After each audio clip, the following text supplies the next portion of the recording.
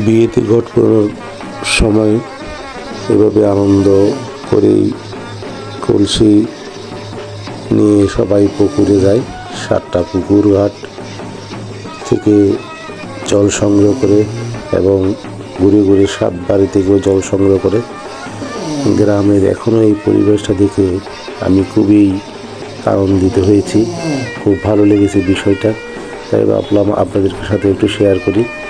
হয়তো অনেক জায়গায় এগুলো এখন উঠে গেছে অনেকটা, আর বিশেষ করে আমরা তো ঢাকায় থাকি, এগুলো আমাদের কখনো দেখাই হয় না। তো বেড়াতে গেলাম কুষ্টিয়াতে আমাদের এক বন্ধুর পায়ের ছেলের বিয়েতে। ওইখানে গিয়ে বেশ আনন্দ করলাম, উপভোগ করলাম, অনেক মাঙ্গলিক কাজ দেখলাম, পাশাপাশি আপনাদের সাথেও শেয়ার করলাম।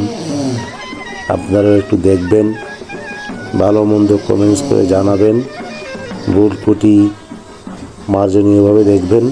সবাইকে ধন্যবাদ।